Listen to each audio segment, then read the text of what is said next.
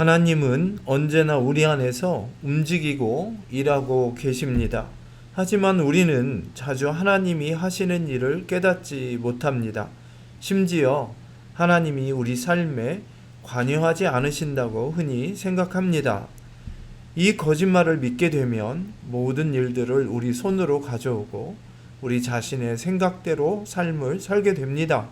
그 결국은 낭만과 불안과 어리석음과 수치와 죄입니다. 우리 삶 가운데 하나님의 임재를 깨닫지 못하는 이유 중에 하나는 잘못된 기대들 때문입니다. 하나님이 우리 안에서 역사하신다면 우리 삶은 술술 풀리고 형통해야 한다고 생각합니다. 원하던 대로 길이 열리고 승리의 승리를 맛봐야 한다고 생각하기 때문입니다. 감사하게도 하나님은 우리에게 당신의 말씀을 주셔서 당신의 백성들과 어떻게 함께 하시는지를 분명히 해주셨습니다. 성경을 보면 그렇게 형통하고 척척 사라지는 열린 기회의 문들로 가득한 삶은 없습니다. 오늘 본문 말씀 마가복음 5장에서는 예수님이 아주 절실한 상황에 있는 세 사람들에게 어떻게 해주셨는지를 보여주십니다. 각자가 자기 나름의 믿음을 갖고 예수님의 명령대로 치유를 경험하지만 그들이 예수님을 만난 상황 자체는 아주 쉽지 않았습니다. 실제로 예수님이 그들을 상대하신 방법은 그들이 기대하고 바랐던 것과는 정반대였습니다. 따라서 오늘 본문 말씀은 우리 삶이 쉽지 않고 지체되는 일들로 가득할지라도 예수님은 여전히 모든 일을 다스리시며 이 모든 어려움들을 지휘 통솔을 하셔서 그분을 믿는 우리 믿음을 강하게 하심을 알게 해주십니다. 그 결과로 예수님과 우리의 관계에는 기쁨과 평화가 넘치게 됩니다. 오늘 본문 말씀을 보면 예수님이 배에서 내리시자마자 큰 무리가 모여듭니다. 5장 21절입니다. 예수께서 배를 타시고 다시 맞은편으로 건너가시니 큰 무리가 그에게로 모이거늘 이에 바닷가에 계시더니 예수님의 인기가 치솟고 있었는데 풍랑도 잠잠케 하시고 군대 귀신까지도 쫓아내셨기 때문입니다. 그래서 저마다 다 때를 지어 예수님을 따라가 그 기적을 더 경험하려 했습니다.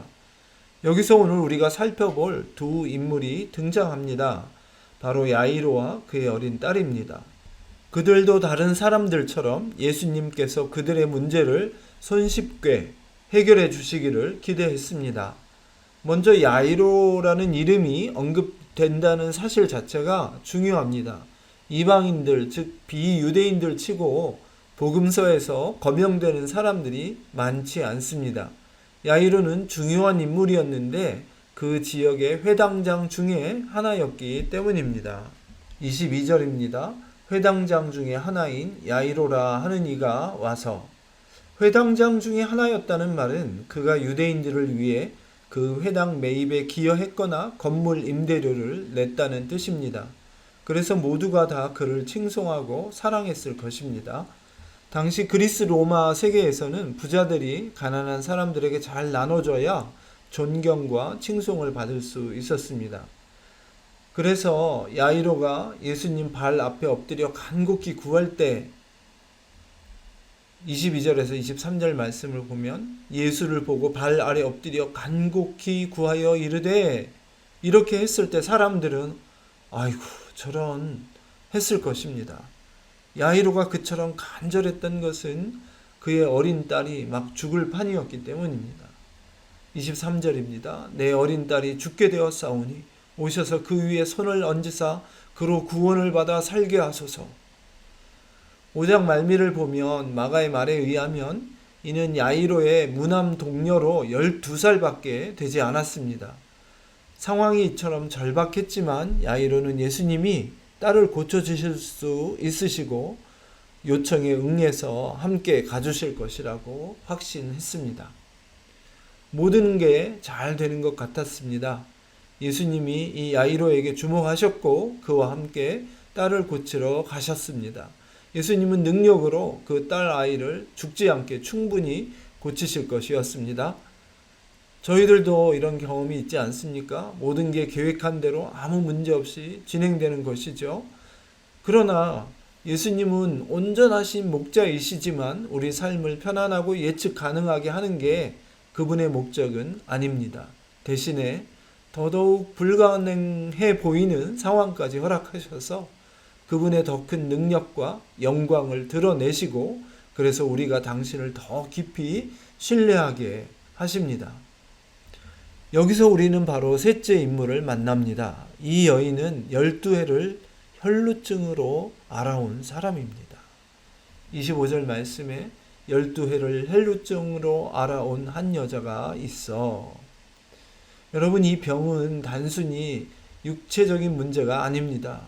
모세의 율법에 따르면 특히 레위기와 민수기에서 제사에 참여할 수 없는 부정한 상태로 성전에 갈 수가 없습니다. 구약 백성들은 성전에서 하나님의 임재를 체험했는데 말이지요. 당연히 그녀는 12년째 하나님과 단절되어 있다고 느끼고 있습니다. 그 수치와 죄책감은 말도 못했을 것입니다. 그래서 이 여인은 여러 의사를 찾아가 병을 고치려 했고 가진 돈을 많이 허비했지만 상태는 나빠지기만 했습니다. 26절입니다.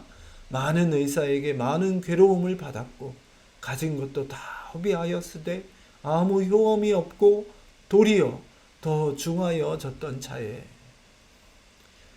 이 사실만 해도 참 슬픈 일인데 민수기에서나 더더욱 레위기에서는 이런 경우에 어떻게 해야 하는지 자세한 지침을 주고 있습니다. 다른 사람을 만지면 안 됩니다.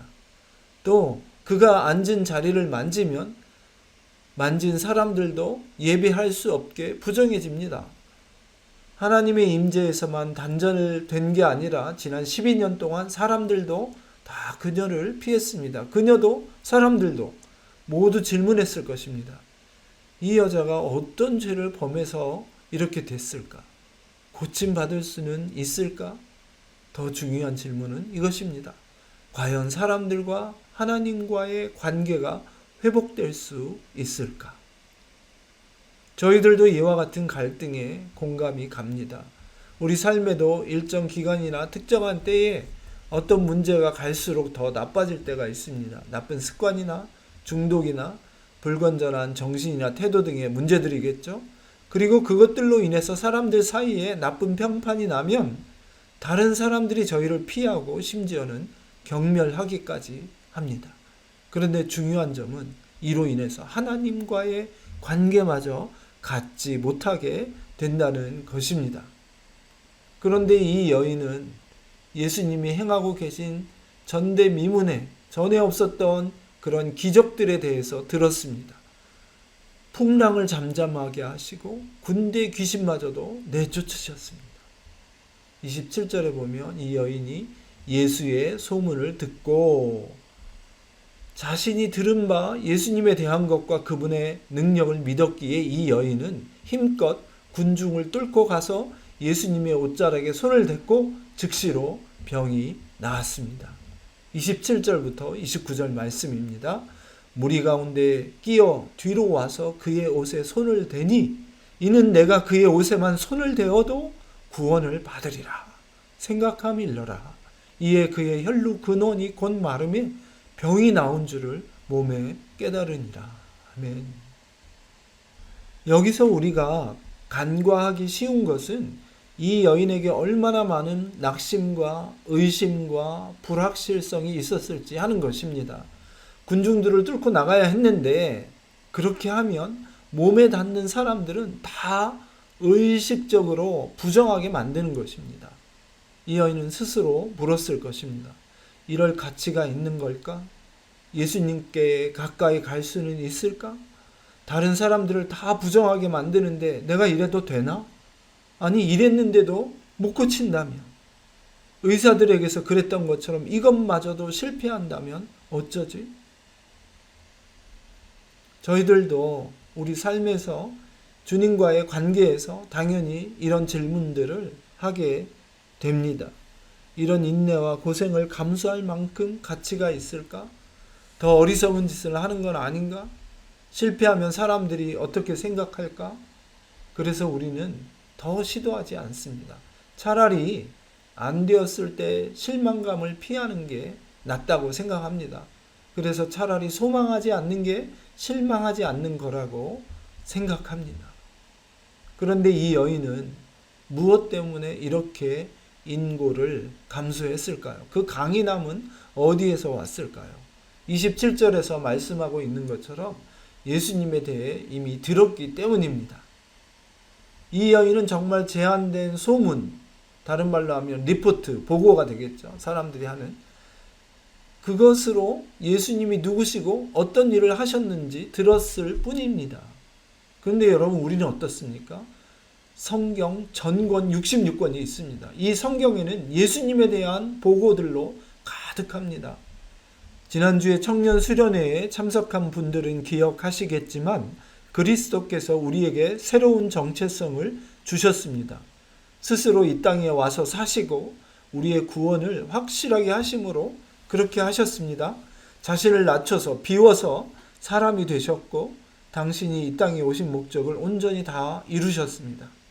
가장 치욕스럽고 흉폭한 죽음으로 우리 모든 죄를 사하셨습니다. 그리고 다시 사심으로 우리를 의롭다 칭하셨습니다. 성령의 영원한 내주하심을 주셨고 그래서 우린 결코 혼자가 아닙니다. 더욱이 영광을 얻으심으로 우리도 주님과 같이 영광스럽게 될 것을 알게 하셨습니다. 이처럼 그 여인에 비하면 우리에게 주어진 복원은 훨씬 더 온전합니다. 문제는 우리가 이 성경의 보고를 믿는가 하는 것입니다. 믿는다면, 만약 그렇다면 우리는 이 믿음으로 인해서 모든 어려움과 불확실성을 견뎌낼 수 있게 됩니다. 혹시 어떤 분은 난 그럴 만한 믿음이 없는데 생각하실 수도 있습니다. 심지어는 이런 말을 듣고 보니까 내 적은 믿음으로 인해서 더 불안해졌다, 이렇게 생각하실 수도 있습니다. 그래서 성경은 이 믿음이 우리에게서 기인한 것이 아니라고 합니다. 그렇지 않으면 믿음이 좋다 생각하는 사람들은 자랑하고 그렇지 못한 사람들을 무시할 것입니다. 참 믿음을 가진 사람들은 하나님을 믿는 믿음이 스스로에게서 난 것이 아님을 압니다. 도리어 겸손히 사랑으로 타인을 대합니다. 그 믿음이 하나님께로부터 왔음을 알기 때문입니다. 좀 더 구체적으로 말하면 우리 믿음은 성령께서 주시는 것이고 성령은 영원히 우리 안에 거하시며 그리스도의 부활로 주어진 것입니다. 예수님이 부활하셨기에 영원한 성령의 내주하심을 내 안에 있게 되심을 얻게 된 것입니다. 그리고 성령께서 하시는 중요한 일 중에 하나가 저희가 자신이나 그 다른 어떤 것들보다 하나님께 우리 신뢰를 두게 하시는 것입니다. 또한 믿음도 우리 삶의 중요한 다른 것들과 마찬가지로 자라야 합니다. 그러려면 시간이 걸리고 고난과 시련과 도전과 어려움들을 겪어야 합니다. 음악가나 운동선수들을 한번 생각해 보십시오. 악기나 운동을 완벽하게 하려고 하면 어떻게 하나요? 실제로 어떤 사람들은 정말 타고난 재능이 있습니다. 그러나 그 능력도 잘 훈련해서 다듬어야 합니다.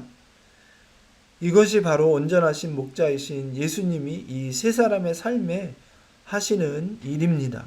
예수님께서 이 다음에 어떤 일을 하셨는지 한번 보시죠. 이 여인을 아주 당황스러운 상황에 처하게 하시는데 저주하려고가 아니라 그녀의 믿음을 굳세게 하시기 위해서였습니다. 30절 말씀입니다. 예수께서 그 능력이 자기에서 나간 줄을 곧 스스로 아시고 무리 가운데서 돌이켜 말씀하시되 누가 내 옷에 손을 대었느냐 하시니. 여러분 한번 생각해 보십시오. 예수님께서 또 이런 상황을 만들면서 멈춰 서셨는데 회당장 야이로가 그 옆에서 지금 기다리고 있습니다. 당장이라도 딸이 죽을 수도 있습니다. 그래서 모두가 다 어쩔 줄 몰라 하고 지금 예수님께 실망하고 있습니다. 그래서 제자들은 무례하게 예수님께 여쭙니다. 31절 제자들이 여짜오되 무리가 애워싸 미는 것을 보시며 누가 내게 손을 대었느냐 물으시니까 하되, 예수님은 아랑곳하지 않으시고 계속 둘러보며 찾으십니다. 저희들도 다 어떤 중요한 일에 늦은 경험이 있지요. 그런 때는 1초가 마치 1시간처럼 길게 느껴집니다. 차를 탔는데 이 운전을 해주시는 분이 불필요해 보이는 일을 보면서 여기저기 들려가면서 가고 있다면 어떻게 느끼시겠습니까? 예수님은 분명히 일부러 이러고 계시는 중이십니다. 예수님은 그 여인을 고치는 것에만 관심이 있는 게 아니기 때문입니다. 그녀의 믿음을 더욱 깊게 하시고 온전하게 회복시키길 원하셨습니다. 주님은 저희 삶에도 동일하게 행하십니다. 우리 삶에서 불편하고 어려운 일들을 제거하시는 게 목적이 아니라 그분과의 관계를 더 깊게 하시려는 것입니다. 그래서 주님은 야이로의 집으로 가던 걸음을 멈추시고 모든 사람들의 이목을 그 여인에게 집중시키십니다. 저희가 만약 그 여인이었다면 어떻겠습니까? 더군다나 지금 이 여인은 그 사람들을 다 건드려서 부정하게 만들어 놓은 상황입니다. 그래서 여인은 더 이상 죄를 숨길 수가 없었고 고백했어야만 했습니다. 33절 여자가 자기에게 이루어진 일을 알고 두려워하여 떨며 와서 그 앞에 엎드려 모든 사실을 여쭈니. 대체 이 여인은 어떤 마음이 들었을까요?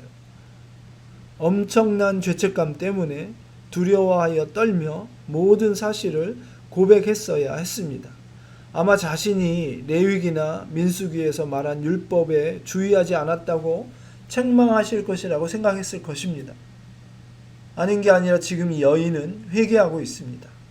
자신과 같은 사람은 예수님의 존전에 있을 수 없다고, 예수님의 관심 내 대상조차도 될 수 없고, 특히 야이로의 딸이 죽어가는 상황에서는 더더욱 그러하다고 생각하고 있습니다. 더욱이 레위기와 민수기에 나오는 정결법을 어겼습니다. 저희들도 바로 하나님의 임재하심 앞에 이 여인이 하는 것과 같은 회개를 해야 합니다. 하나님의 거룩하심과 의로우심의 무게와 그에 비해 가망 없는 우리 마음의 부정함과 죄를 잊어서는 안 됩니다. 저희 역시 하나님의 법에 턱없이 모자라기 때문입니다.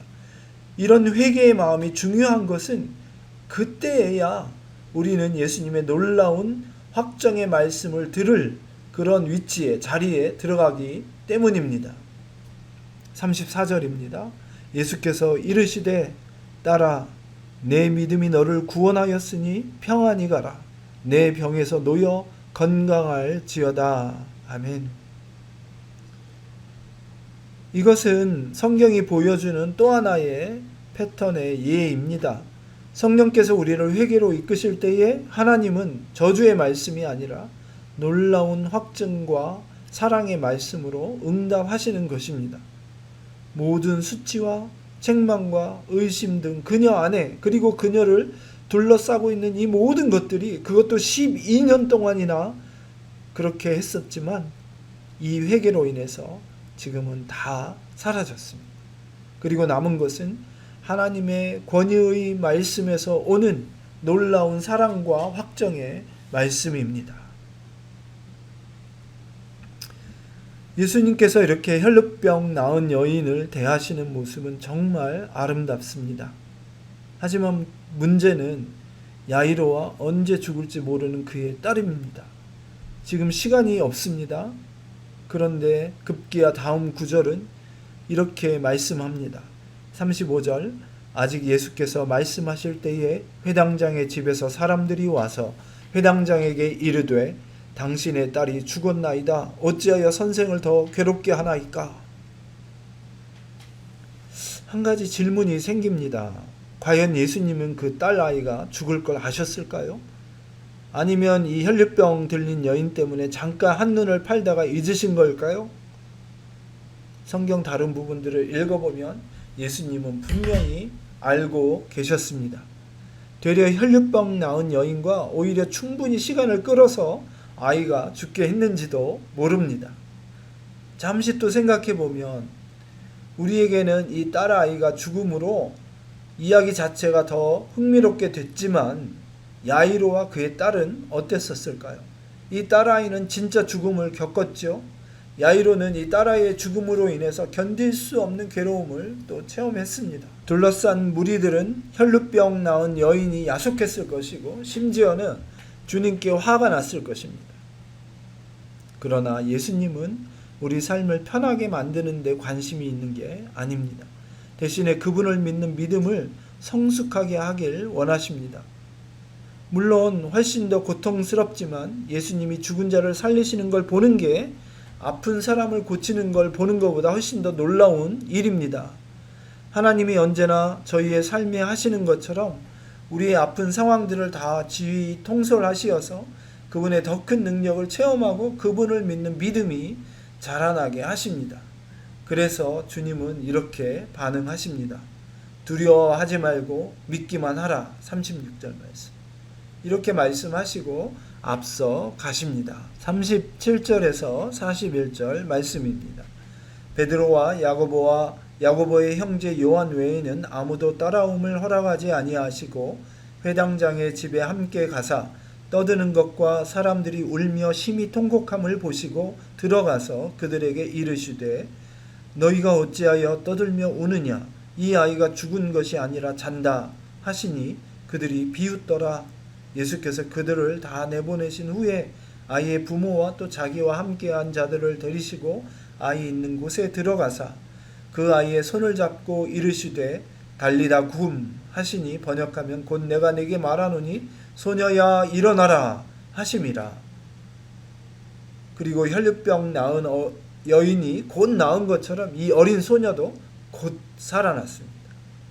42절 소녀가 곧 일어나서 걸으니 나이가 12살이라 사람들이 곧 크게 놀라거늘. 아멘. 이제 말씀을 결론 짓겠습니다. 오늘 본문 말씀을 통해서 얻는 성경적 원리로서 하나님이 우리 일상의 삶 가운데 어떻게 우리와 관계하시는지 분명하게 말해주는 것이 무엇입니까? 첫째로 하나님이 우리 삶 가운데 역사하실 때 하나님은 우리가 이 혈루병 나은 여인처럼 견뎌내고 극복하기를 원하십니다. 그런가 하면 또 야이로처럼 기다리고 순복하게 하십니다. 어떤 때 어떻게 해야 하는지 아는 게 쉽지는 않습니다. 야이로와 그의 딸에게 기다리고 순복하는 일은 결코 쉽지 않습니다. 딸 아이가 곧 죽을 상황이었기 때문입니다. 반대로 혈루병 여인에게는 적극적으로 구하고 견디고 극복하는 것이 아주 힘들었을 겁니다. 그동안 너무나 많은 실패를 경험했기 때문입니다. 그래서 이 혈루병 나은 여인에게는 순복하고 포기하고픈 유혹이 있었을 것이고 반대로 야이로는 적극적으로 나서고 싶었을 수도 있습니다. 마찬가지로 저희들에게도 하나님께서 저희들에게 기다리고 순복하기를 원하실 때도 있습니다. 삶과 죽음의 절체절명의 순간에도 말입니다. 우리는 아무것도 할 수 없습니다. 그런가 하면 우리가 더 적극적으로 나서고 포기하지 말기를 원하실 때가 있습니다. 아무리 낙심이 되는 상황에서라도 그렇죠. 과연 우리는 어떻게 분별할 수 있을까요? 이것이 바로 둘째 결론입니다. 하나님은 온전하신 목자로서 완전한 지혜로 우리를 인도하십니다. 자주 우리에게 정말 괴롭고 힘들고 불가능하고 불편한 상황들을 다 통솔하십니다. 지휘하시는 거죠. 저희는 미혹되어 그 상황을 잘못 이해하고 하나님이 우리를 버리셨다 생각합니다. 그래서 하나님을 신뢰하기보다는 우리 자신을 믿거나 다른 것들을 믿습니다. 그 결과 온갖 어리석음과 불안과 혼란과 죄와 다른 문제들이 생깁니다. 반대로 우린 이런 상황에서 하나님을 신뢰해야 합니다. 그럼 우리는 어떻게 하나님이 전적으로 우리를 사랑하시고 돌보시고 성숙하게 하심을 알 수 있습니까? 예수님이 우리를 위해 죽으셨기 때문입니다.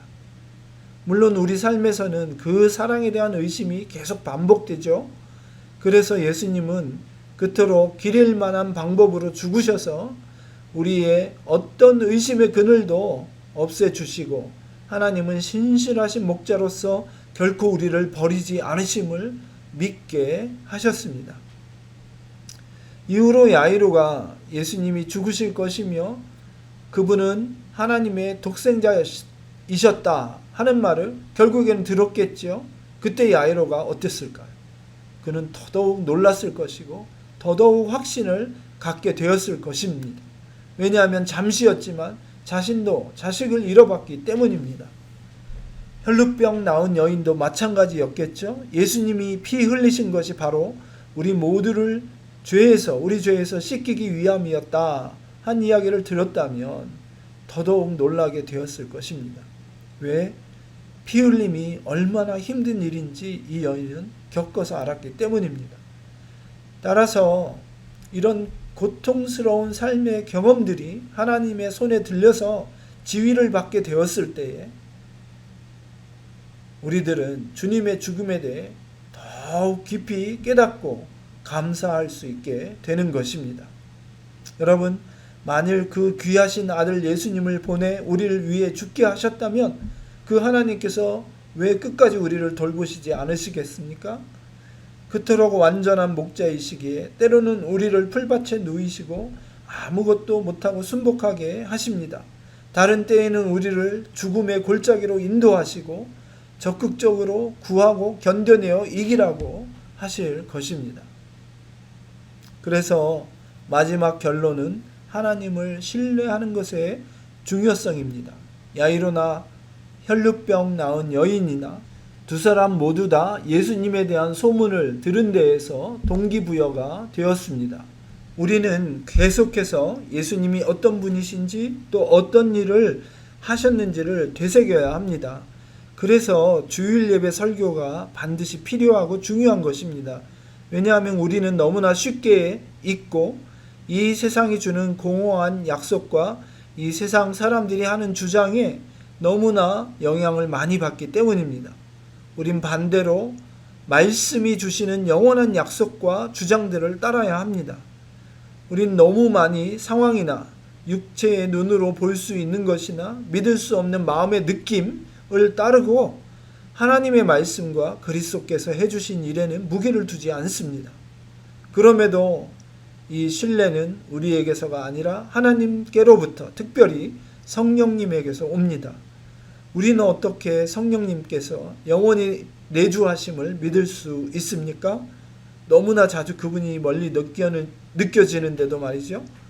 다시 한번 그리스도께서 행하신 일 때문에 믿을 수 있음을 기억해야 합니다. 그분의 부활이 우리가 영원히 성령님을 우리 안에 모실 수 있음을 보장해 줍니다. 성령님은 정말 쉼없이 효과적으로 우리 안에서 일하고 계셔서 하나님을 믿는 우리 믿음이 자라고 성숙하게 해주십니다. 마치 운동선수나 음악가가 그들의 기술을 계속 연마하여 성장해야 하는 것과 같습니다. 예수님은 온전하게 하나님을 신뢰했기에 닥치는 모든 고통과 고난과 낭망에도 당신의 성령을 보내주셔서 우리도 역시 그 모든 고통과 고난과 낭망에도 그분과 같이 하나님을 신뢰하게 하셨던 것입니다. 아멘.